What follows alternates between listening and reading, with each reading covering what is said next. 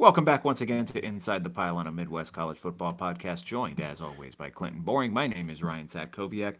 After several consecutive weekends, Clinton, of us being treated to nothing but bangers, barn burners, and chaotic finishes, we had a chalky weekend in the Big Ten. Every favorite won, all 9 of them, and 8 of those 9 teams covered the spread. Can you guess, Clinton, the one team who was favored that did not cover the spread this weekend?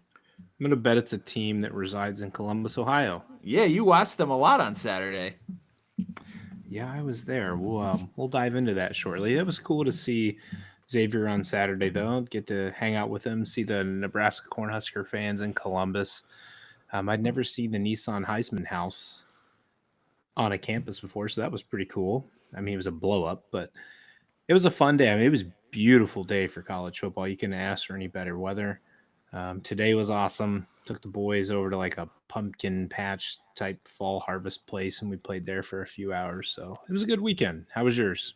It was good, man. We did a team scramble today. We finished 10 under, and we came in 22nd place out of 36 teams. So that was kind of humbling. I swear to God, people cheat during those things. I'm sitting there, we're feeling pretty good about ourselves, and 22nd place. It just honesty is the best policy in that terms? Well, there clearly isn't much honesty because there was one hole where like 9 and 18 run next to each other, and we were on 9, and I yanked my drive into the 18th fairway, like saw it land and everything, and I watched the guy on the 18th hole go pick my ball up, and I go over and I'm like, hey, you guys get a green vice? He's like, no. I'm like, motherfucker, I watched you pick my ball up from the top of the tee box. I didn't actually say that because I didn't want to start a fight on a golf course, but whatever, bro. Fucking asshole. So yeah, man, if you were golfing at Lake Forest Golf Club in Ann Arbor today and you took someone's golf ball that was mine, and I'm gonna find you. Just kidding. I will find you. I will find you over this $2 golf ball. Yes, no, another good weekend for college football. I didn't lose as much money this weekend, so that was nice. But that's positive. How's your NFL betting this week? It wasn't well. I had the commies. That was a fun end of that game. I heard Caleb Williams fumble the ball and then cost them the game. Well, no, the Washington hit a Hail Mary as time expired. Oh, so they hit the touchdown. That's right. Of course, it wasn't to Terry McLaurin, but that's fine. I should still win.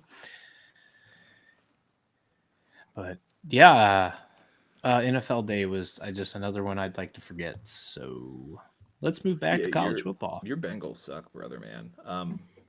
I am going to beat you in Cutthroat, though. Getting back to 500. That's okay. Getting back to 500. The one league that we do our fantasy football like golf outing every year, I started out 0-1, and barring Wandale Robinson and Jalen Warren having big nights tomorrow night, I will have won 7 straight, and I'm 7-1. In the one league that we have where I lost both Godwin and Ayuk last season, I am. So Zach Shitty's team that you still haven't changed your name in. I'm still there, but you know what? We're doing good. We had a good boys had a good day today, so we're still chugging along there. What? You're gonna beat me. You played me in that league. I play you in that league too. I'm going 2-0 against you this week. You are. Let's go. I think if you're ahead, you're beating me. Yes. I'm smoking you. DK Metcalf out today did not help. Sure, I'm not Pizza Papa. Well, then that's who I'm playing, so I didn't beat you. Oh, I thought I was playing you. Nope, Zach's shitty team is the actual real Zach in the other league. Never mind. Alrighty then. Well, mystery solved. Speaking of getting after it, we are once again live on YouTube. If you are listening in the podcast feed, make sure you haven't turned it off already. If you haven't turned it off already, you can subscribe to that YouTube channel at ITPCFB. That is the same place you can find us on Twitter. We are going to send all these links out through there. That's one-stop shop.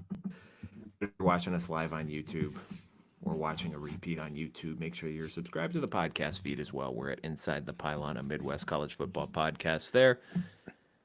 Subscribe so you can get notified whenever one of these drops 3 times a week, live on the YouTube channel, Sunday, Monday, and Thursday at 9 p.m. Find us there. We talk about fun stuff like the Big Ten and sometimes fantasy football and sometimes people stealing my golf ball. Clinton, I think we should probably start with the game that you were in attendance for You want to this start with weekend. that? Well, Clinton, in a weekend where there was a bunch of blowouts and not a lot of interesting things happened, this was unquestionably. Was it the most interesting result of the weekend? It might have been. 'Cause I don't like. I'm trying to rack my brain for what happened late last night. We didn't have any like real crazy upsets, Mm-mm. and Nope. We had I a mean this fight one. break out in Paul Bunyan at the end of the Paul I Bunyan mean, game. what do you expect? I thought that That's. was pretty hilarious. I mean, that's what they do. They're just That's just a a little bunch of. brother being little brother, to I quote mean, Colston Loveland. they're two bozos in the same clown car. That's what they do. And also they were relegated. We talked about this on Thursday. They got relegated to the Big Ten Network because they both stink and no one cares. No, man. So I think we were. I mean, we know you were on the train that this was going to be a bloodbath. We all saw the clip. Um, coming And off I of a. didn't say how. It was a bloodbath. I mean It that was is horrible. true. There was blood on the floor. We just didn't specify whose blood would be on the floor.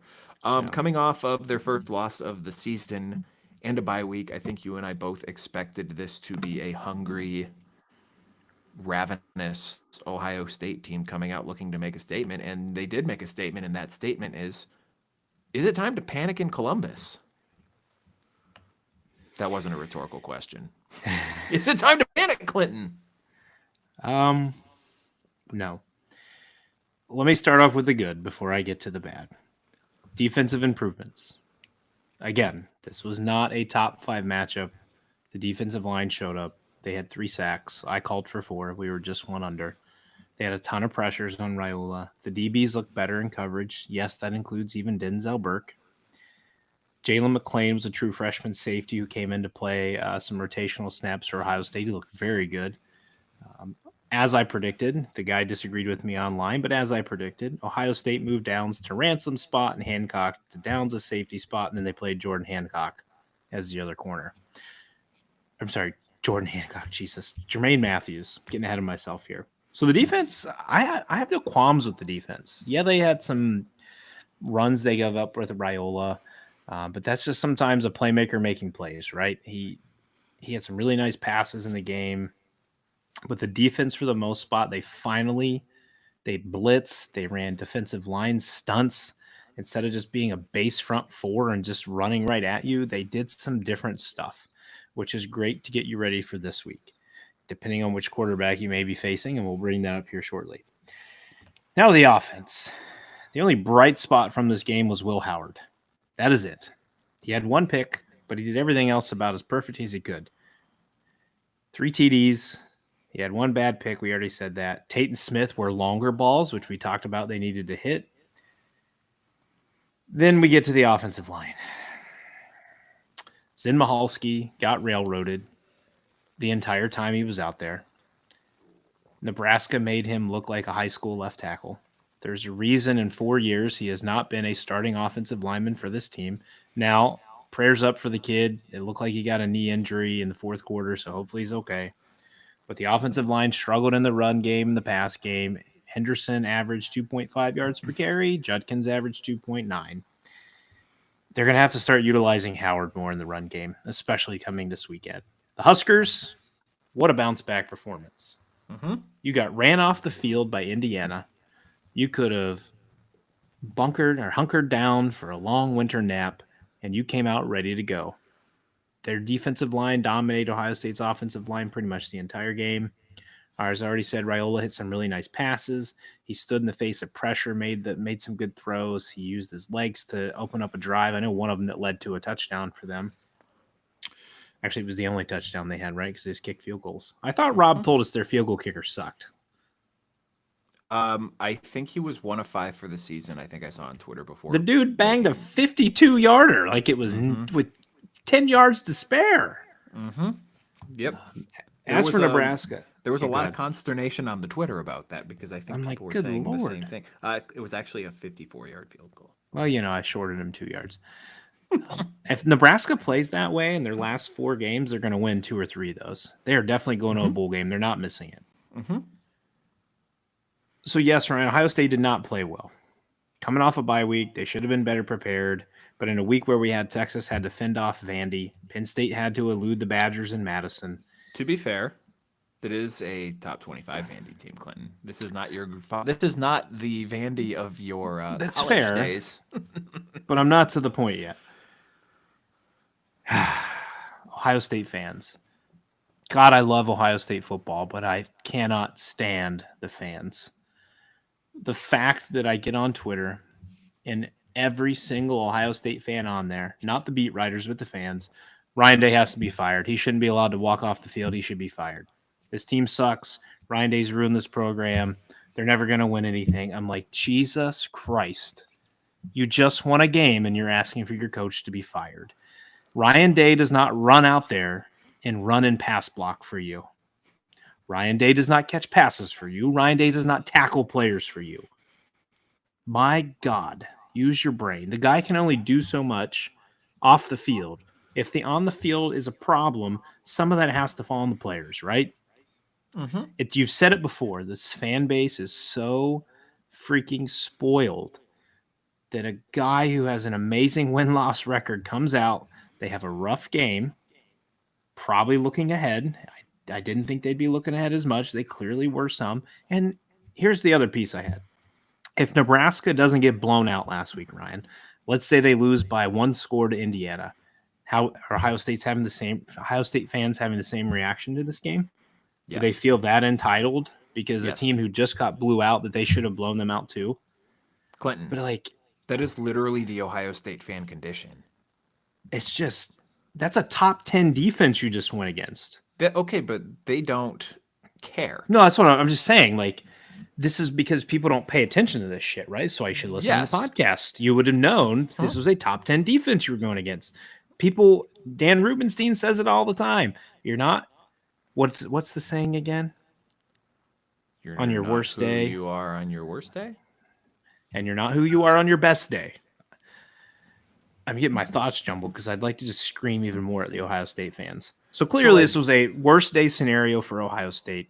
I think the issue that people are having, Clinton, is the fact that they're having that worst day coming off of a bye week, coming off of losing a last-second heartbreaker. I think that's where the issue stems in. Because I agree with you, like, in the sense that you're entitled to a stinker, win your clunkers, blah, blah, blah, blah, blah. It happens to everyone. We've seen it throughout the sport. You know, Alabama's lost to Vanderbilt. Tennessee lost to Arkansas. Notre Dame lost to Northern Illinois. Like, this happens throughout the sport. I think the issue that, here I am defending Ohio State fans, which if you told me I'd be doing that today, then I probably would not have shown up for this podcast. But I think the rightful issue that they're having with this is where it's come in this schedule. Like, you've had a week now to stew on the Oregon game, you know.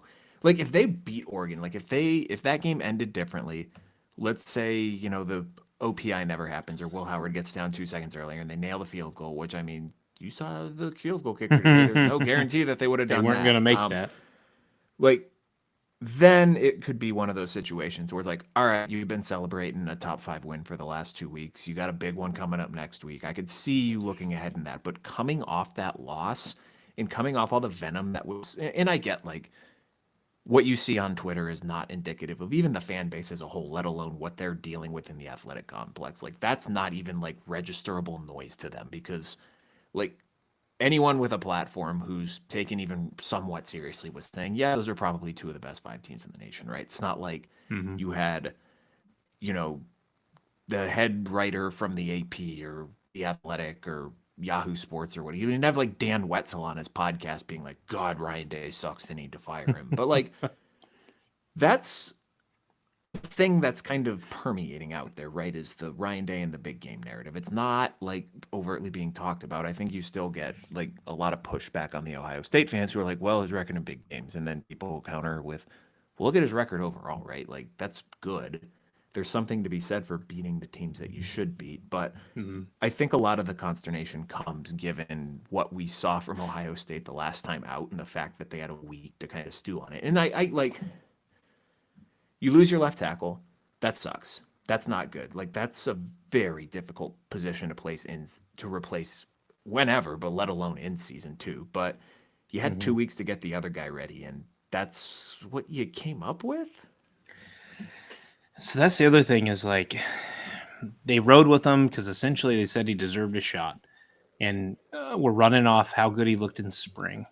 Like he has been there for 4 years and hasn't cracked the starting lineup yet. There's a reason for that, right? Mm-hmm. Yep. There is a reason for that. Now, I don't know what you do because they moved Donovan Jackson to left tackle, and then I think they brought in, I could be speaking wrong here, but Luke Montgomery to play left guard. Yeah, I think that's right. I really don't want to see them try to do that shuffle against Penn State because that's 2 moved positions, right? Versus just one. Yep. But that's a lot of shuffle going against a really good defense. So I don't know what they're going to do.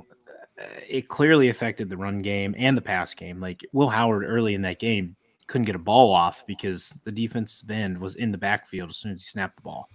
I think there were a few, and this is without replay. The defensive end was in the backfield untouched. Like he just ran right past Mahalski. I'm like, are you freaking kidding me? Like we're probably lucky Jordan Birch wasn't in Oregon when you came in, or we would have got erased. But I don't know, man. To me, I don't think it's time to panic. I think Ohio State could play better. They're going to play better this weekend.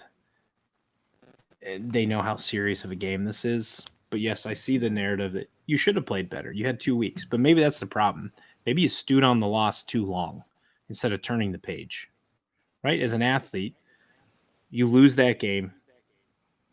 If you had another game that coming week, you have to turn the page the next day, right? You stew on it for 24 hours. You got to get over it. You need to treat it the same way in a bye week because you just get 2 weeks to get ready for Nebraska. And instead, it feels like a team who's still sitting here crying about it and not taking their next opponent serious enough because they just got waylaid by a team who might beat your ass in 3 more weeks. Was that not a coaching issue then? I think it's the whole thing. I think it's coaching, but I also think I pointed this out to my brother-in-law yesterday. He's like, well, they can't. I'm like, you have had the same players on this team for 4 years, and they haven't done jack shit yet, other than every once in a while. Leopards don't change their spots. You get what you get with Tuimoloau and Sawyer now. That's what you get. Nothing's going to change that much. They are who they are. They're great in the pass or the run game. They're great pressure rates. They don't get sacks. Now, Ohio State looked like they brought back the I'm blanking on what it's called right now, but they had 4 defensive ends in pass rush situations, which they used to do all the time. And that worked pretty nicely. So I don't know if they're going to keep that in there. That was clearly the Ryan Day piece that came in and stepped in and said, we're doing this. I don't know, man. Chip Kelly called a horrible game.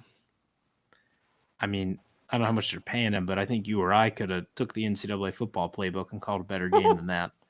That was pretty bad. Like, let's throw swing passes and bubble screens in the short side of the field. Let's just go 3 and out and punt the ball back to Nebraska when you have the chance at the end of the game to step on their throat. I'm just like, the offense was disgusting. I can live with the defense. If the defense plays that way next week and we get a better offensive performance, they're not losing to Penn State. It's not going to happen. But I don't know if that's what you're going to get, right? Because this is a top 5 matchup, and this defense doesn't tend to show up in top 5 matchups. So if you get a stinker from your offense and a stinker from your defense, you're going to lose by double digits. And as we sit here today, and this is 24 hours cooled off, 24 plus, I'm picking Penn State to win Saturday. I think they're going to beat Ohio State. That may change in however many more days, but I think they beat Ohio State. That's it for me. I'm done talking about this game. I'm on to the new game. You know, the offensive line depth is a hard thing, Clinton, because you know what they say. Not everyone can have a true freshman sitting on the bench who was the 65th ranked left tackle prospect to start opening night for you in College Station. You're right. You got to not only get better players in, but you have to develop them. Now, I don't know. Maybe if they play Montgomery or St. Pierre or whoever at left tackle, maybe they shine. I don't know. You're going to get a test this week. The best players play their best when the lights shine brightest and your season's on the line this week. So we'll see. Let's talk about the other half of that, because there was some potentially interesting Penn State injury news in this game that could impact this weekend. So obviously they had hopefully it doesn't.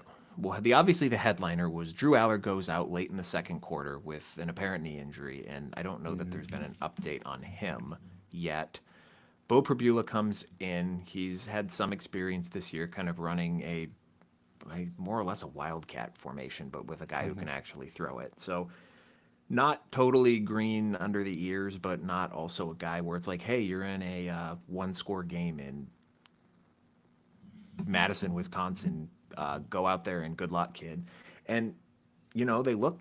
I don't want to say he looked a little shaky early, but they struggle to move the ball's first two series. You get a huge interception touchdown. I don't know what Braden Locke was doing on that particular having play, his weekly Braden Locke dumb interception. I was going to say, we talked about on Thursday, man, they're going to turn him over, and they did in an opportune time. And kind of from that point, it did, because from that point forward, Clinton, it was kind of, I don't want to say it was all Penn State, because Wisconsin responded with a long field goal drive after that. But then the Penn State offense goes on a 13-play, 81-yard touchdown drive that took up 7 minutes and 35 seconds to make it a 21-13 game. Next series out, Penn State defense forces a 3-and-out, and Penn State responds with another 75-yard touchdown drive that more or less salted the game away.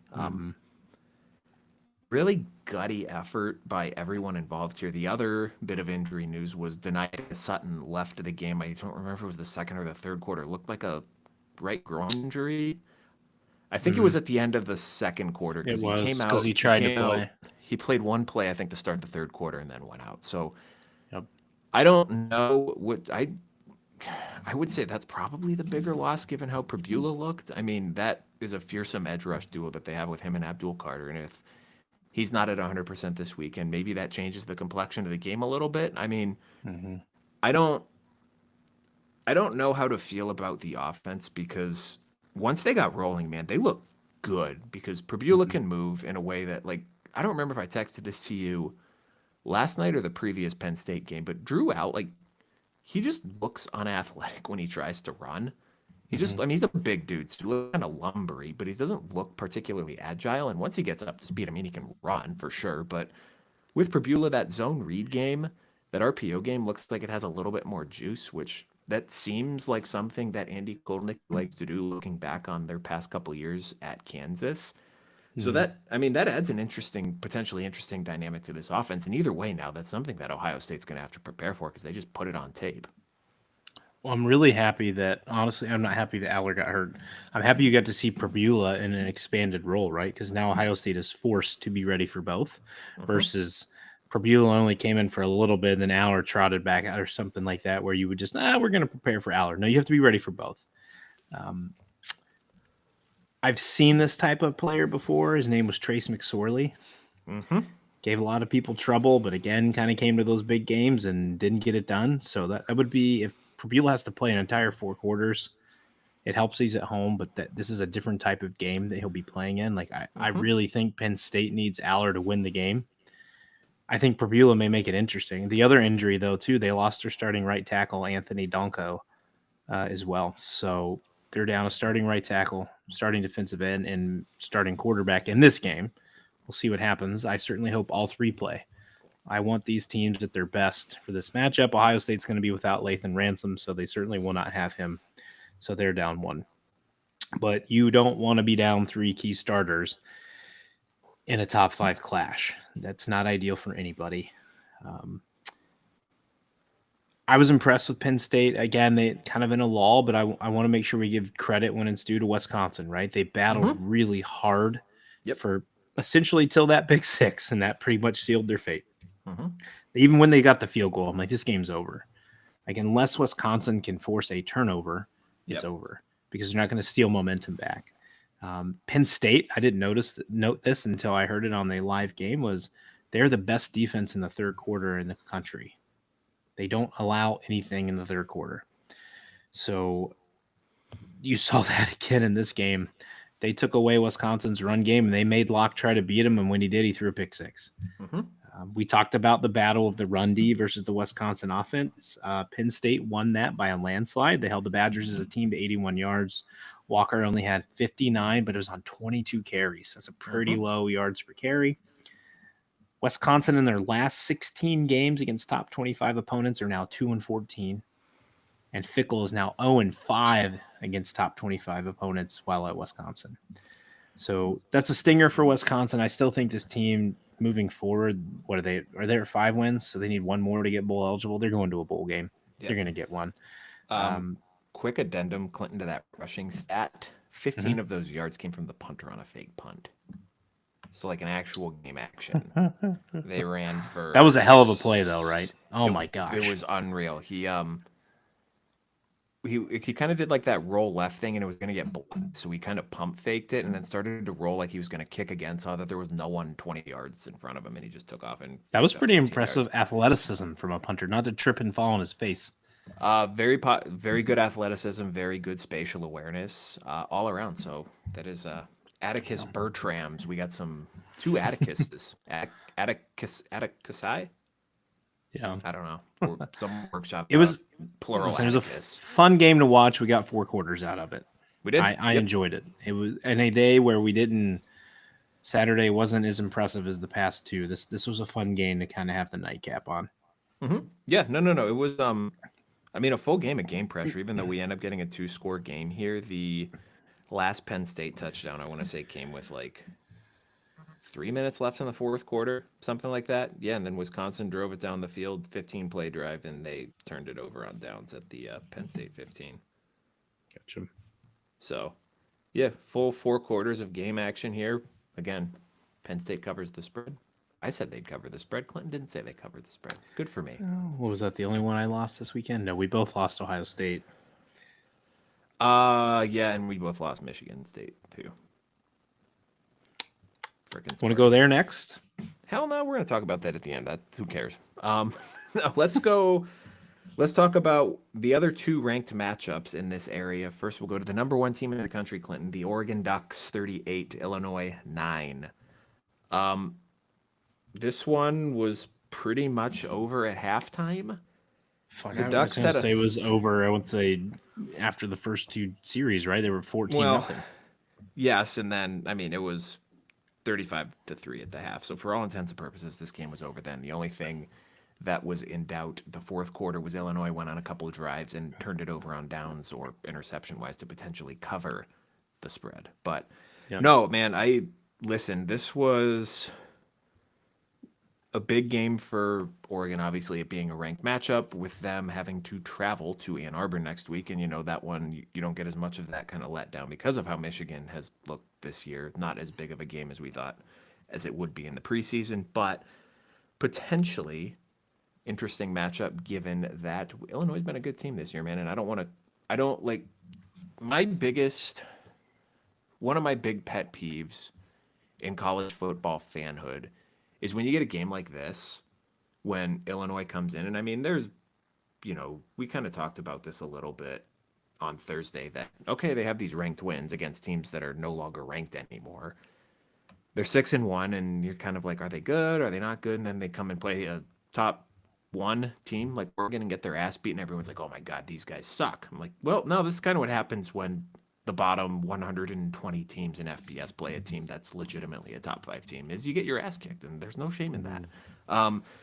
So we will not be accepting Illinois slander on this show. That was a tough Oregon team that we both saw last week. So, and Illinois, last time I checked, they're still 5-2. 6-2, Clinton. 6-2. So they're already bowl eligible. They're already bowl eligible. And we're talking about an Oregon offense too that is seemingly now found its gear after a tough start to the season. They look good. Fix the O-line. That was the problem, right? Some fun stats here. Oregon is 8-0 for the first time since 2013. And they got their 3rd win over a ranked opponent this season. 527 yards of total offense. Speaking of getting your offense going in the right direction, that's a pretty impressive day against a team that plays good defense. The records, the accolades, the ranking. What a night for Dylan Gabriel. He surpassed Jimmy Chang for 2nd all-time in career passing yards. He needs about 2,000 more passing yards to surpass Case Keenum. So unless he gets another year of eligibility, I don't think that's going to happen. Hold on. 2,000 yards. They have 4 regular season games, plus a Big Ten title game, plus 3 to 4 playoff games. He could play 9 more games this year. He could. All right, it's Just 200 doable. yards. Just 200 yards, like 215 yards passing a game. Fair. He could can do it. it. We'll see. We'll see. All right, Oregon Case needs to Keenum lose the didn't Big get Ten. an expanded playoff though to do that. Well, Nor did also, he get 6 years. Yeah, he didn't have 6 years because I think if 4. you look at, I think Dylan Gabriel's played in seasons. Yeah. Hold on, let me see. 2019, 2020, 2021, 2022, 2023. Yeah, he's played in all 6 seasons. Yes. So that's and not started. He started in 5 of those. Yeah. That's insane. He's legitimately. He has 5 seasons now of at least 367 attempts. Mm-hmm. Even his medical redshirt season, he was 70 of 100 and 102 for 814 yards and 9 touchdowns. So that's fine. Crazy. If he breaks the record, just let it be known that he had 2 additional years to get it done and a potential to play 17 games in one season. That's crazy. He did move also into second all-time in the FBS passing TD list as well. Heisman case, man. 18 passing TDs this year, 5 rushing. Mm-hmm. He's completing 77% of his passes. He's on the number 1 team in the country, and they're undefeated. It's a pretty good case to make for the Heisman there. Again, just watching this game and noting their speed and elusiveness make them so tough not to tackle in general in the open. I'm sorry, not make them tough to tackle in the open field, but just in general makes them hard to tackle. Oh, yeah. You and I both knocked on Whittington last week, and he didn't have, I think he had 50-something yards, but he ran with some pop and some physicality in this game. So coming along, right? Maybe he's getting in a groove after the injury from last year. You already alluded to it. The Ducks are building momentum. They're rolling along, but they're heading to Ann Arbor to battle Michigan next week.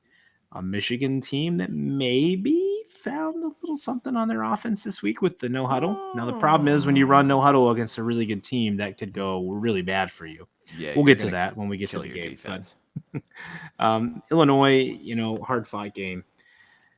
Come back, keep having a successful season, right? They had 3 guys, I believe, get injured in this game. Hopefully none of them are long-term. But you're going to host Minnesota next week. Minnesota's on fire right now. Team. Mm-hmm. So that is when you got Joe Montana lined up in the 4th quarter, that is no easy feat to beat them. But he was ahead of schedule this weekend, man. He was throwing missiles in the first half. Yeah. Yep. So overall, unfortunately, we didn't get a ton to take away from this game, but good win, Oregon. They're the best team in the country. No, the one thing I wonder with Oregon is if that travel attrition starts to seep in at any point, because, you had the long road trip last weekend, you got another long road trip next weekend, back at home the following week before having to come back to Wisconsin on the 16th. Then you have a bye, you have Oregon, but then if you're in Indy, that's another trip out here. That's what, 5? Mm-hmm. 3 time zone road trips, 2 time zone road trips over a 2-month span. Mm-hmm. That adds up, man. Yeah, that adds up. So will be interesting to see over the next. And I mean, they recruit well. They have good depth. I don't think that'll affect them as much as it would someone like Rutgers, who we'll talk about, unfortunately, eventually here. But let's hit the other ranked matchup of the weekend, Clinton. I think Navy is still trying to find the football after fumbling it 7 times in this game. Notre Dame 51, Navy 14. The crazy part about this, too, is I don't think a single one of them was like a forced fumble. Mm-hmm. There was 1 muffed punt, a bubbled snap. So the first thing they mentioned when Navy had the ball is that Blake Horvath had a thumb injury, and he had it all wrapped up, and they showed it on it. They did a close-up on his hand when he's under center. He had a weird old wrap around his thumb, and that clearly affected him because his pitching wasn't. That's the only reason Notre Dame won. The only reason Notre Dame won is because Blake Horvath could not hold on to the football. No, man, I think this is going to be my other pet peeve too, is the people who spent I'm hunting podcasts this week to find the people who are going to smack talk Navy, be like, oh my God, they're ass. Who then spent all of last week talking about how Navy was going to come, like Joel Klatt saying Navy was going to win outright. Okay, buddy, fucking idiot. No, man, the same thing as what we just talked about with Illinois. Just because you got your ass beat by a good team doesn't mean that you are now a bad team. And we talked about on Thursday, Was Navy just good, or were they good because they were a product of a schedule that is ranked like 140th in the nation? And we talked a little bit too about how if this Notre Dame offense is as good as it is starting to look, they should have no problem moving the ball against Navy. And they had minimal issues moving the ball against Navy in this one. Riley Leonard, 13 of 21, 178 yards through the air. As a team, Notre Dame ran 40 times for 265 yards. They outrushed Navy in this one. They out-Navied Navy. I mean, it's one of those games that, from like a defensive standpoint, you can't really take a lot away from it because it's just such a weird one-off offense that it just doesn't carry over, right? Like you're not running even close to the same scheme against anyone. I mean, I guess maybe Army, but like I didn't learn anything that's going to apply to Florida State next week. I mean, Leonard Moore had an interception, so that's good to see. He's really good, and I don't think that. I mean, they're going to miss Ben Morrison, particularly if they do get to a playoff game. But at least for the rest of the season, I don't know that the best defense is going to suffer because Leonard Moore has come in and played exceptionally well. But I think the biggest takeaway for me in this one, Clinton, is I know it's Navy, but Riley Leonard is starting to look like a functional passer, like more than a functional passer, like a guy who can make plays with his arm in the passing game. Almost like you've given a guy who had an off-season injury some time to heal. Same with an in-season injury, and now he's starting to feel better. You know, maybe we should just learn to give people some time. That was my biggest thing, man. And I listed on here is Riley Leonard is rolling right now, and he's really finding a rhythm in the offense. It looks good. I put on here, you already talked about, we noted Navy hadn't played anyone yet, and it showed. This is a great win for Notre Dame. A great defensive performance. Whether or not you forced all 7 of those fumbles, it still happened, right? It's in the scorebook. And the other thing that's better and better for this team is that Texas A&M win keeps aging like fine wine because they just embarrassed Mr. Brian Kelly on Saturday night. So that's a triple for Notre Dame fans. That was a pretty trifecta. That was on one about day. The only way that weekend could have been better from Notre Dame fans is like the previous weekend when both Michigan and USC lost. Like that's chef kiss. Yeah, it was good. I'm impressed with this Notre Dame team. They're keeping their head above water. They've gotten better and better every week after the NIU game. You know, you still have Army upcoming again. It's kind of the same deal as Navy, right? Like kind of who they've beaten. You never want to discount them, though, because the time you do is the time you lose a game like you did Northern Illinois. And even at the end of the year, I know they're 4-4 now? USC? Yep. It's a rivalry game, so you still can't discount them. Woody Marks is an elite running back. Miller Moss is a good quarterback. They seem like they found something with Mekhi Lemon, and here we are talking about USC. But just when you're foreshadowing to that matchup, right? Like, is it in the Coliseum too? Yep. Okay, so that's not a gimme. But now, we talked this about week, this. Notre Dame looks good. Yeah, and we talked about this a couple weeks ago too. Even when Notre Dame was good, well, their national championship / playoff appearing seasons when they finished in LA in 2022 and 2018, or 2012 and 2018, those were bad USC teams, and they still took Notre Dame to the wire. That's still going to be a rivalry game, man. It's always a hard game in LA. Yep. And at this point, Lincoln Riley might be coaching for his ass to try to save something to win a game, right? You know, you don't know how it goes. So I'm going to say something here, and I don't entirely mean for it to be taken literally because it's not going to happen. But if Notre Dame beat NIU, would we be potentially putting some Heisman love on Riley Leonard's name? So, like, the passing numbers are not, like, gaudy fantastic. He's got... We're now 8 games into the season, and he only has 1,300 passing yards and 8 touchdowns. That's not fantastic, but add that to 539 yards and 11 touchdowns on the ground. It's 19 total touchdowns, man. That's not awful. I mean, I think he'd be in it. He'd be in the top 8 at least for sure. I think the thing that bums me out the most about this season is that there's only 1 year of Riley Leonard, because it's starting to feel kind of like how Jaden Daniels was at the end of his first season with LSU, and he was starting to kind of make some plays, and then you get into season 2 and he's like just took off. That's kind of the vibe I'm starting to get from Riley Leonard here, and I wish he had one more season because I think he could have been really good next year in this offense. But you got an exciting young quarterback by the name of CJ Carr to come in next year, and this is true. That's a lot to hang your hat on. It's the same way that Ohio State with Julian saying, like, I wouldn't mind having another year of Will Howard because he was my biggest question mark coming into the season, right? And I think he is the only thing that isn't a question mark right now for this team. And you're like, man, what could these guys be like a Penix and a Knicks type situation? Like, I don't know.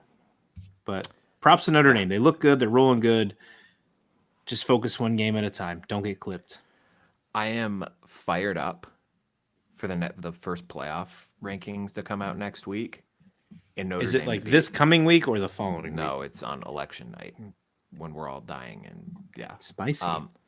Yeah, you picked a hell of a night to reveal those because I'm sure everyone's going to be paying attention to that. No, because I think that there's going to be a lot of people who are melting down that Notre Dame's going to be in. Well, I'm interested to see where they get put because I think if they're in the top 10 in that first ranking, then they're golden. Because you mentioned, I'm interested to see what happens with them versus A&M in that first ranking because at least in the AP poll right now, Notre Dame's been kind of that glass ceiling for A&M.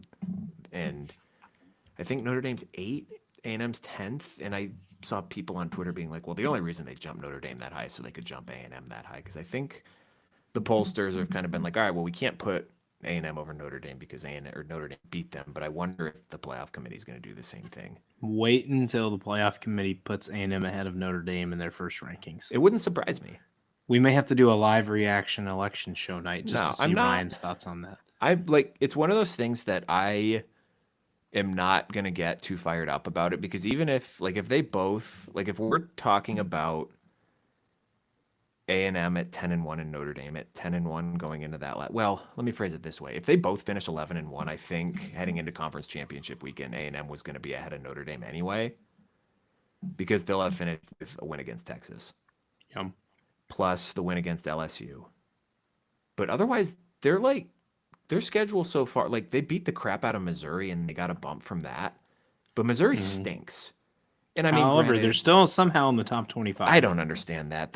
We're not even going to talk about that because I could rant about that forever. But it doesn't really matter because if Brady Cook's out for an extended period of time and they have to play Drew Pine, they're going to lose probably next weekend anyway. But other than that Missouri game, A&M doesn't.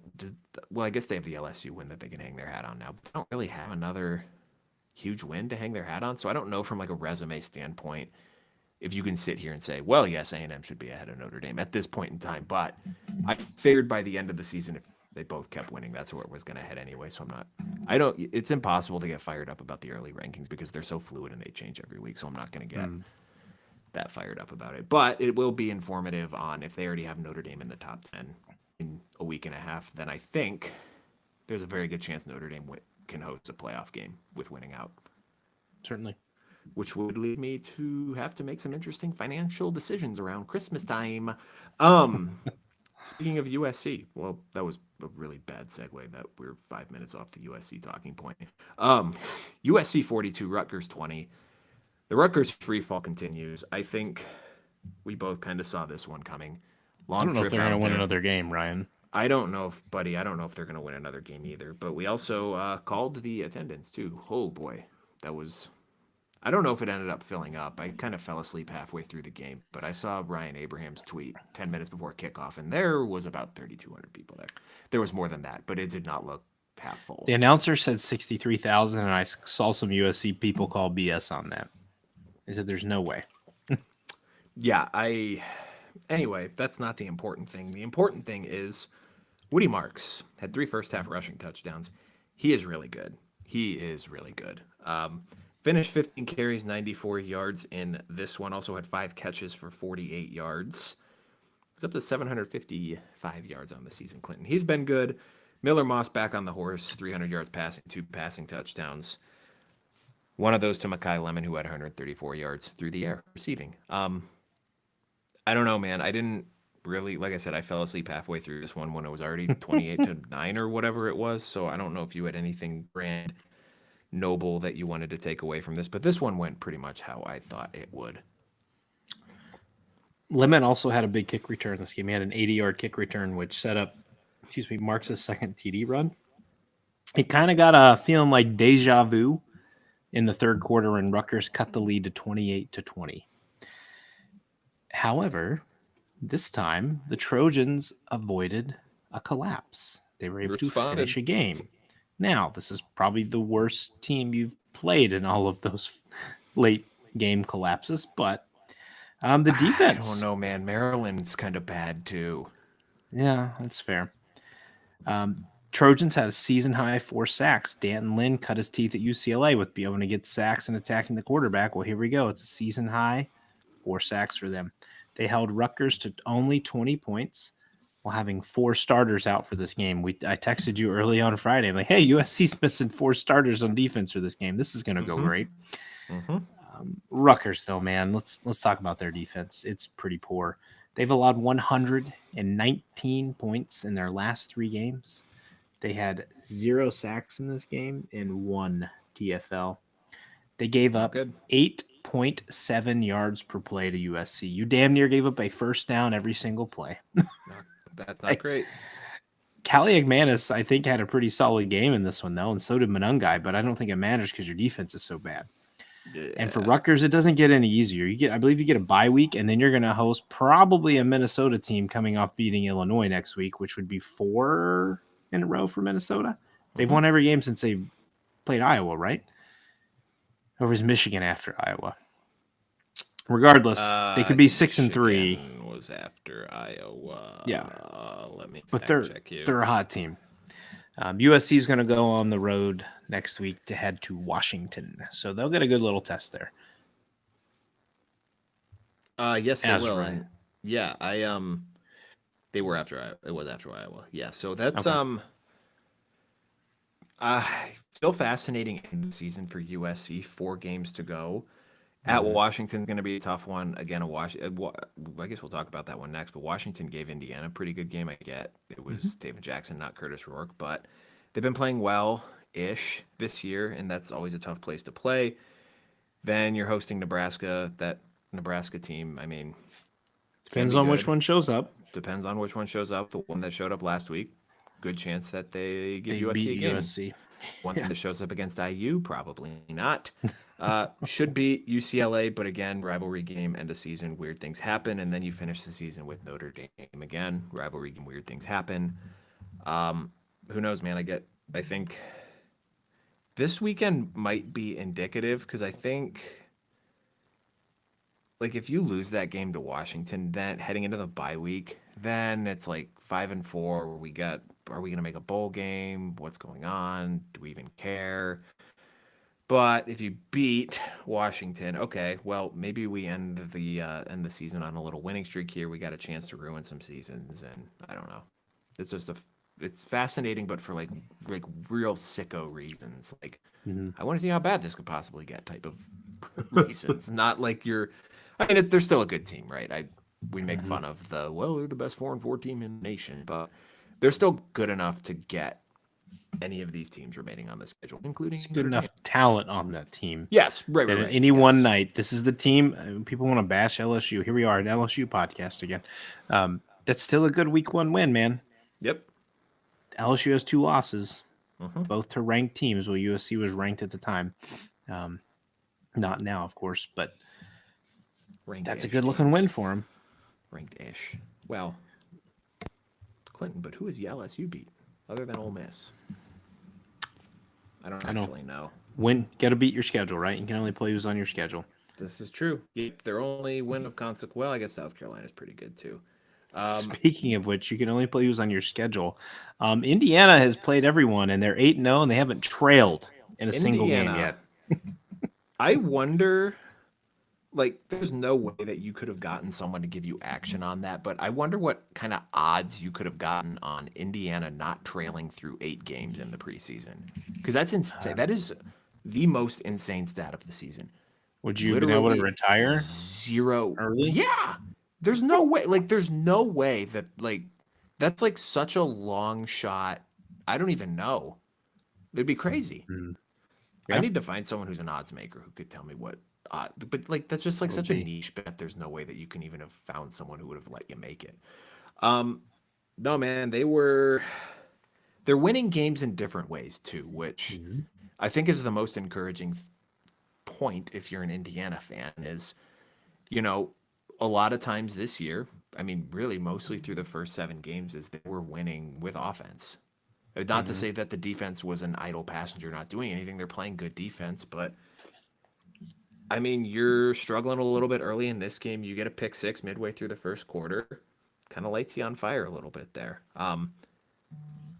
Then you had another interception early in the second quarter, and that sets up your second touchdown too. So complimentary football. And I think was it Cross had a big punt return early in the fourth quarter when it was a 10-point game, and that kind of helped them salt the game away there too. So you Mhm. got defense and special teams coming up, making big plays and stepping up when your star quarterback is out for this one. So another complete game win. I just continue to be impressed with this team, Clinton. Yeah, I mean, it helps when your opening TD of the game was a pick six by D'Angelo Pons on a quarterback who hasn't thrown many interceptions to start this year. Mm-hmm. The defense also kept the wide receivers for Washington in check. We know they have Mm-hmm. a plethora of wide receivers. Hey, there's the vocabulary word of the day, plethora. Jonah Coleman did get his. He didn't hit, I don't think he had a touchdown, but he did have over 100 yards. So some Yep. consistency there for the Washington offense. And that will be a challenge for USC next week is limiting Jonah Coleman. Mm-hmm. I'm looking ahead already. Like you broke down this game. Indiana is likely going at worst 2-2 in their next 4 games. Should be a 10 Probably win team. likely 3-1. And they may go 4-0. Good. But in order to beat Ohio State and Michigan, I don't care how good your defense is. I don't care how good your run game is. Mm-hmm. If Curtis Rourke isn't in that game, I don't think they beat Ohio State or Michigan. I would agree with that. And I understand we know what Michigan is. They're not good, but they're not bad. They're probably not getting Will Johnson back. I'm seeing some things around that he's probably done for the year, whether it be truly because of injury or, hey, like, season's kind of going nowhere. We're just going to wrap it up and get ready for the draft. There I'm are fans hurt, thanking him and for there's all of his services. Like, I think he's done. yeah, I'm hurt, but I'm not. It's not to the point that I want to play through it type of thing. Yeah, I'm not losing top 8 pick money. Like, I don't You blame the kind of kid. want to, kind of one of those you see like in baseball or hockey where it's like, well, if it was a playoff game, he could play, but it's early in the season, Given so that we're they're gonna hold not him getting out. any of that. Yeah, Yes, they're going to need Rourke to have the passing game to beat Ohio State, Michigan. Otherwise, they're not going to. yep. And in that, and even if you're getting Michigan at home, your defense is great, but Michigan still has a vaunted defensive tackle pairing that your offensive line will not have seen this year. It's going to Mm-hmm. be a huge challenge. It sounds like the assumption, that, if I'm correct, that Rourke's going to be back this week for Michigan State. That's But we'll have to wait and see yes. because he had a Mm-hmm. little surgery to address it. I know it's a thumbnail. We'll see what happens. I'm sure it's still going to hurt. You may not need him to beat Michigan State. Again, it's always dependent upon which Aiden Childs you get, and is Michigan State going to have some blunders in the game? Like, you should be able to handle it, but boy, you'd hate to get clipped by a team before you get to your juiciest matchups. No, I think like that you can't. If if Indiana is to be, I mean, I think there's still some like, are we taking this team seriously? That's Hmm? going on They out haven't there. beaten a traditional big boy yet, right? No, no, no, no. Like your best win at this point in the season is Nebraska, because like even if you look at their Big Ten schedule, and I'm not here to shame Indiana's schedule. We're talking UCLA, who stinks, Maryland, who stinks, Northwestern, who stinks, and I mean the last 2 weeks have been against good teams, goodish teams. So it's Yeah. not. It's like the same thing with like Pitt too. They're 7-0 and they just beat the brakes off Syracuse. I mean, I don't know that they beat the brakes off Syracuse. They kind of Kyle just Kyle Kyle McCord beat the McCord brakes beat off the brakes off Syracuse. Syracuse. But they're still like 20. They're still like 17th because they haven't beaten anyone of consequence. And people are like, are these guys actually good? And I think like if you're even if you're without Curtis Rourke this weekend, if you lose to Michigan State, that just completely takes all of the wind out of the Season's Indiana over. sail. Like you have to then beat Ohio. Like you have to beat Michigan. You have to beat Ohio State. You have to beat Purdue to even have a hope and a prayer at a playoff. And I berth at think that you'd have point. to win the Big Ten championship with the losses to Michigan State. I think you can survive the loss to Ohio State or Michigan, I guess, if you beat Ohio No, State. I don't know, but man. If you beat Ohio State, that's the kind of thing that catches eyeballs, even if it's whatever you want to say about Ohio State. Like, I mean, that's still Yeah. a team that's thought of from a talent standpoint, right or Yeah. wrong. Like, Yep. people, I think that was the thing that people had the hardest time with Texas and Texas A&M even a couple years ago. She's like, well, there's so much talent here. It doesn't necessarily make you a good team, though. Yeah. But that's definitely one of those eyeball-catching wins. Well, on the other side of this coin, before we move on, Washington, man, you better get a win and a win quick because you get USC. Mm-hmm. Then you're going to get at Penn State. Mm-hmm. And you get UCLA and at Oregon. Mm-hmm. If you don't beat USC, there's one game left on that schedule that you're favored in. You might not be. You're not going to be going bowling a year after you're in the national championship, right? What did we say for Washington? I just had these up. We both had under 6.5. We're looking pretty smart here, Mr. We're looking pretty good. We're looking bad on Rutgers, that's for sure. Yeah, we whiffed on Illinois, but we hit on Indiana. I also hit on Michigan. You screwed up. You said push on 9. Can't they get there? They only have 3 losses. I guess they could, but that would require them beating Ohio State and Oregon and Indiana. Bro, if Michigan won out, there are going to be people who say put them in the playoff. Yeah, because look at the 3 wins they'd have. Oh, God. I can't. It's not going to happen. I can't handle that. Of those 3, the best game they have a chance of winning is Ohio State. Bookmark it. That'd be something. Yeah, so that's kind of where we are with Indiana now. Is this just ho-hum? They covered the spread again. Good for them. They did not score 40 this week, though. Did not score 40 this week, but they did score 31 points against a pretty good team without their starting quarterback. So yeah, absolutely. Very impressive. Give them their flowers. They are a good football team. Speaking of good football teams, is Iowa one? Iowa 40, Northwestern 14. Northwestern is decidedly not a good football team after we finally started talking up Jack Lau. He has turned into a pumpkin. He got pulled in this one. I don't remember. I kind of stopped paying attention to this one late when Iowa pulled away. So I don't know if it was let's just try something different thing or what, or if Lausch got hurt, or if they're like, we're down by 1 million, we're going to pull him. They got Ryan Helinski in there. He played okay in relief. But Northwestern in this one had 163 yards of total offense and 3 turnovers. And I think the big story here, Clinton, is we got some Brendan Sullivan action for Iowa. He came in the second half.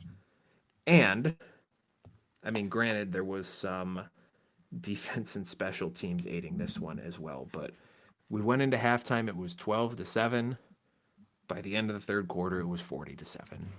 Yep. Some people are saying, in the third quarter. Did Brendan Sullivan do it all? He absolutely did not. There was Caleb Johnson rushing touchdowns and an 85-yard punt return touchdown in there. But he played well, man. Throwing the ball, he was decent. I mean, it wasn't a beautiful stat line that much more than Cade McNamara. But I think, with his legs and his ability to at least pose a threat in the running game, I think that opens up a little bit more for them. Do I dare say he makes the Iowa offense more dynamic? Is that a fair word? Just a smidge. That seems a stretch to say about Iowa, but I think so. The funny thing about that is they asked Ferentz after the game if Sullivan would remain the starter, and he was non-committal to that. Bro, if you don't leave him in there, you should be fired on the spot, sir. I agree.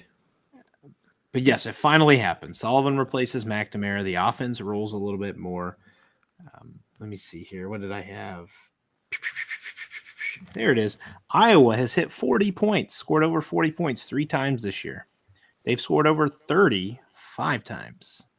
How about that?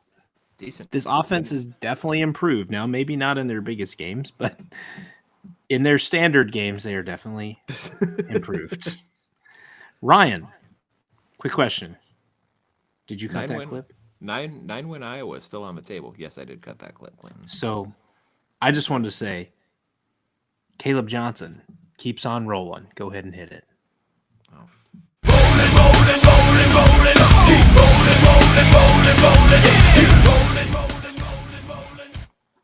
What a dude. That was so extremely loud. loud. Everyone, hope- when they listen to that tomorrow, is Yeah, we're I hope you don't have your car volume up I'm too gonna loud. blow out someone's eardrums on that. My God, I am so sorry. Caleb Johnson keeps rolling, folks. 14 carries, 109 yards, 3 more tutties, a 7.8 yard per carry average. If Ashton Genty was not in NCAA football, Caleb Johnson would be the best running back in football. He has 6 100 rushing yard games in the season, 16 rushing touchdowns. He is second in the nation in rushing yards and yards rushing per game. This is all while on a team who can't really throw the ball. They don't have wide receivers with, I believe, over 75 overall in the NCAA football game, if you want to live by that. And they don't utilize their tight end, Lachey, well enough. Caleb Johnson is an absolute dude. They should go ahead and build the statue for him outside the stadium. This kid is phenomenal. Iowa defense got back in line this game. They got a punt return TD. They played much more sound. I think they were a little more healthy this week as well. You already talked about the Wisconsin, or not the Wisconsin, good Lord, Clinton, get some rest tonight. The Northwestern offense for the game. The Wildcats came into this game ranked 129th nationally in total offense and 119th in scoring offense. That is abysmal. That's pathetic. I can think of more adjectives. That's just horrendous. Their average starting field position in this game, you want to take a guess, Ryan? Yeah, it was their own 21. That's not good. With a bad offense and your average starting position is at your own 21, you're not going to fare very well. After their opening drive, they didn't cross the 50 until midway through the fourth quarter. That's not going to get in very good results. That makes that big offensive game you had against Maryland look like an anomaly. Northwestern at this point, you're looking down the barrel of, yeah, true. 1-3 or an 0-4 finish to this season and missing a bowl game.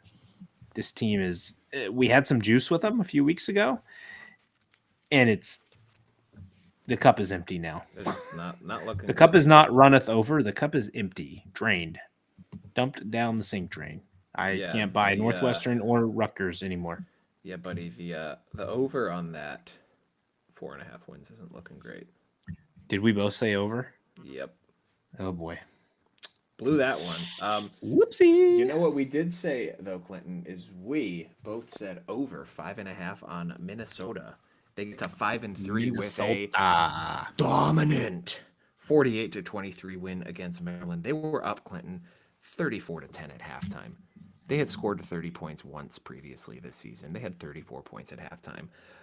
Montana Brosmer, he had a monster first half in this one. He did not wait till the fourth quarter to start showing out in this one. 26-33 for 320 yards and 4 touchdowns. 1/3 of his season touchdown total in this game, Clinton. Darius Taylor had a 51-yard touchdown run. Otherwise, they kept him pretty well in check. But Daniel Jackson is breaking out in a big way. 9 catches for 117 yards and 2 scores in this one. I believe that is now 19 catches his last 2 games. Popping. He's they're starting to get a little bit of a connection there. At a good time in the schedule, man, because I mean you got Penn State on this still, but Illinois, Rutgers, and Wisconsin otherwise. I don't know that they're gonna get to 8 wins, but I think they're definitely gonna get to a bowl, Clinton. They play Rutgers, they better get to a damn bowl game. I don't know, man. The biggest thing you don't want in November football is drawing the hot team, right? They can upset you. True. At this point, if you're looking, is the Minnesota game home or away with Penn State? I believe it is in Minneapolis. Oh boy. So that's tough too. When do they play Minnesota? Is it after Ohio State? It's the 23rd, so second to last. Okay, so it's way after. So Minnesota's going to continue to likely get better. And Clinton, it's between Purdue and Maryland, so. Oh God. Yeah. So it's cushiony. Oh boy.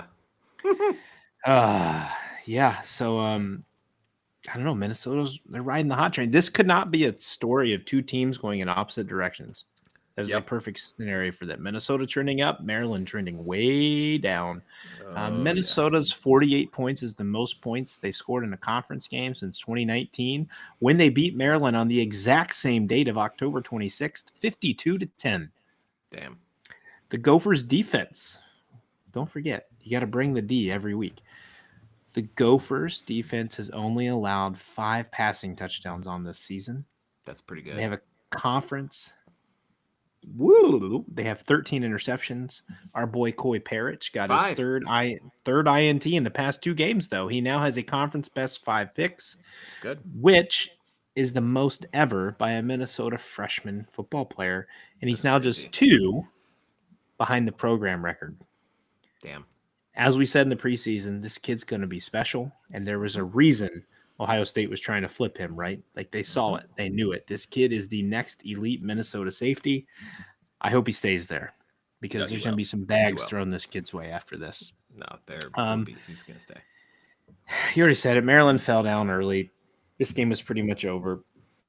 Here's a half glass empty approach for you. Maryland's averaging a Big Ten best 301.9 yards per game passing, and they finished 323 in this one, so that's good, right? Did you Except just you say lost. Half glass empty? Mm-hmm. I wouldn't call it a half glass full. I'm calling it half empty. Glass half empty? Mm-hmm. Half glass Did I empty? say half glass empty? You said half glass empty. That was a half-ass job by me. Maryland's got to find balance on their offense. They entered the game 102nd among FBS schools in the rushing game. That's bad. And also maybe finding some defense wouldn't hurt, right? At this point, Maryland is not trending down as quickly as Rutgers, but they might be in that toilet bowl matchup here soon in another few weeks. But Minnesota, I'm excited for you guys. I love interacting with the Minnesota fans on Twitter. They're fantastic. I'm growing more and more like I want to go to the Minnesota game next year if we can line one up on a Friday night just to experience this. But another year in which you wish you had a season with Brosmer, right?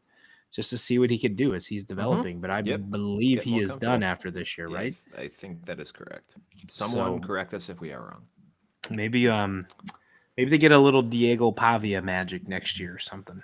I think he's done too, buddy.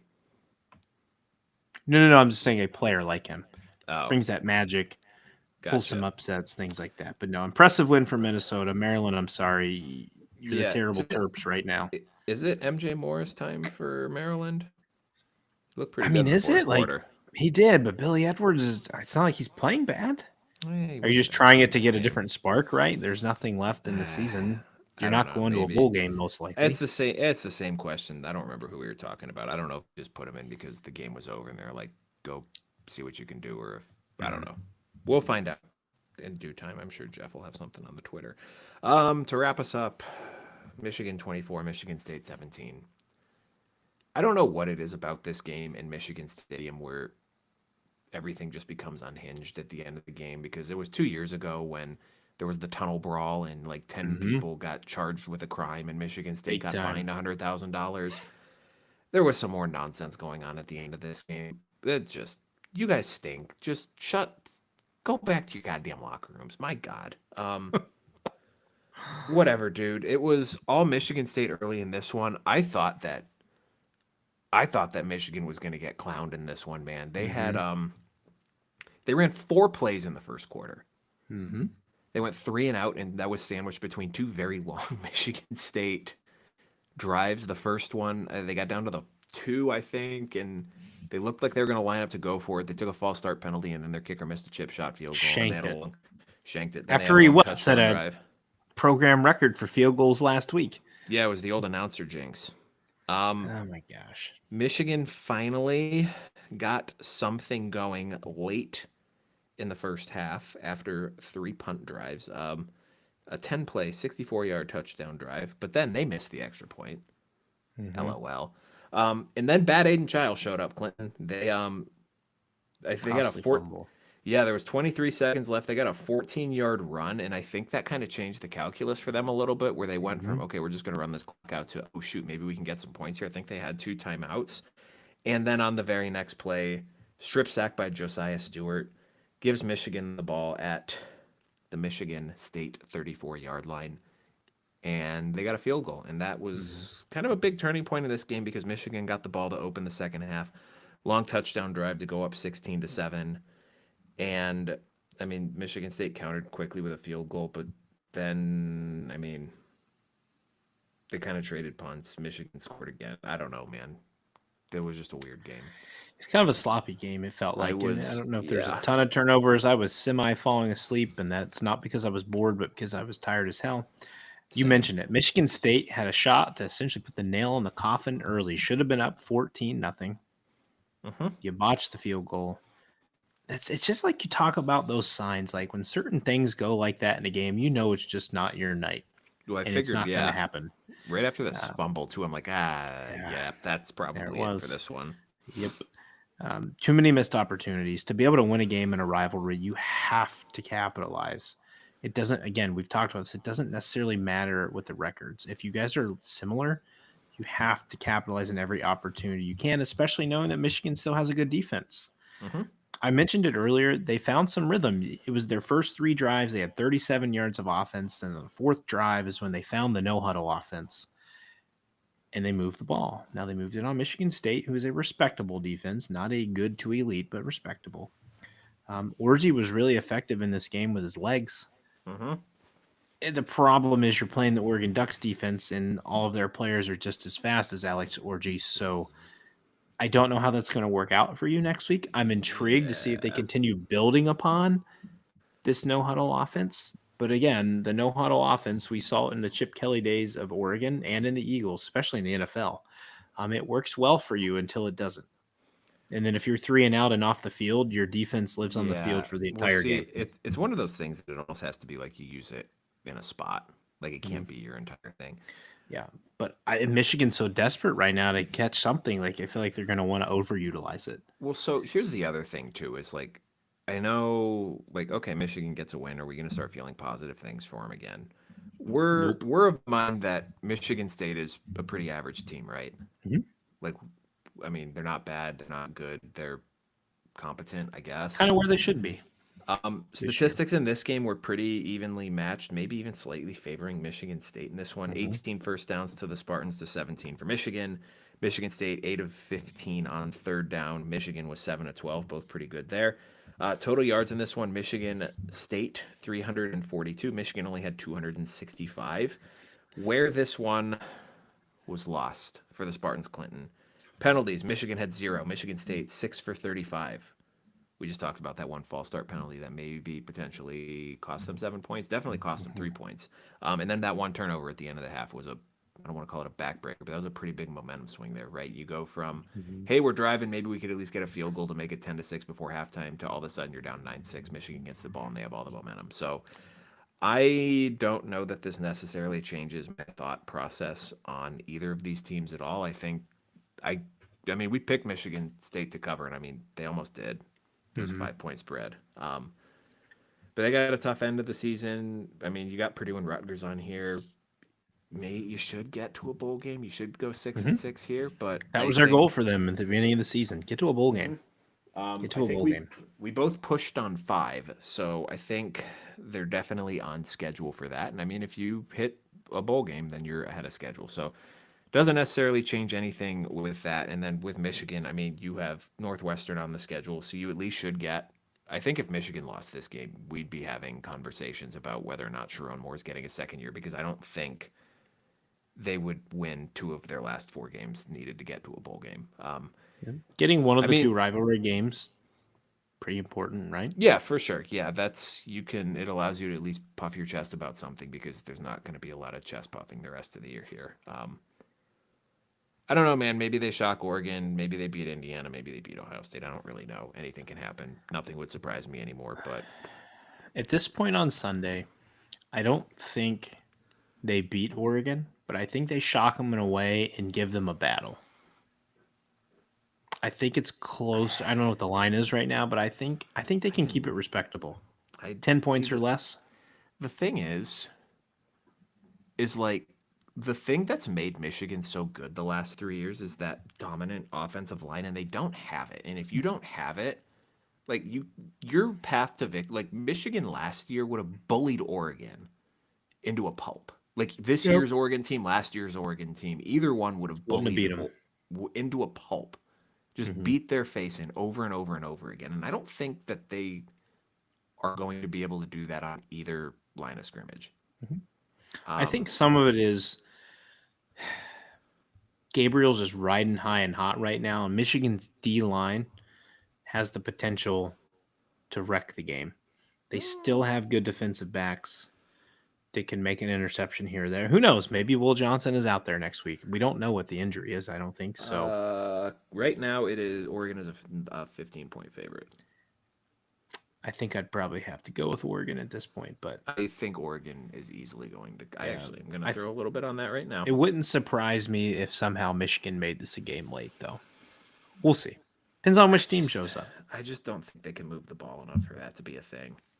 Yeah, but if they somehow find a way to stifle Oregon, they make a few bad turnovers. How did Michigan hang around with Texas for, one quarter? They had those short fields, right? So we'll see. I mean, did they hang around with Texas for a quarter, though? They didn't really. Kind of in the first quarter, right? Texas went down. They scored a touchdown that got called back by a holding penalty, then missed the field goal, and that's the only reason that Michigan wasn't down the entire game. So they hung with them just for a little bit. Ish. I'm giving them something here, okay? I think Oregon's a lot better than Texas, though. Look, I'm being nice to my least favorite college football team in the world. The flag is right behind me here. And then the other team with OU who knocked Michigan out of the NCAA tournament in basketball. I'm being nice to the rivals here. I think you're going to hang around with Oregon. I don't know how long, but I think you hang around with them for a little bit. Because it would make their season if they knock off the number one team in the country. I think it would make their season if they beat Ohio State. Well, of course, that's an obvious statement. That's what they live for every year. Especially if Ohio State loses to Penn State, you know how much joy they'd take in eliminating them from the playoff, putting them to 9-3. That would probably end the Ryan Day era. Let's not go there. We'll talk about it if it happens.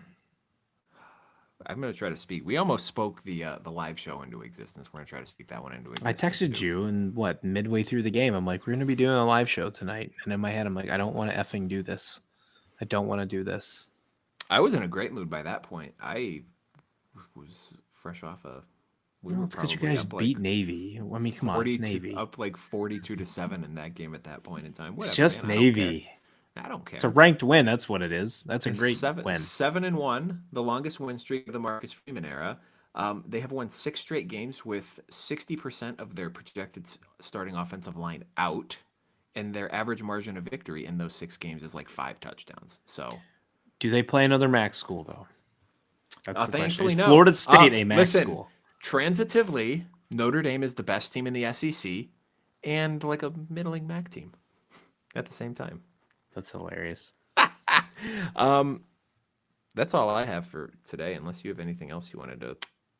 I believe we are full go for the Penn State episode tomorrow night with our guy Matt Flip from Roar Lions Roar.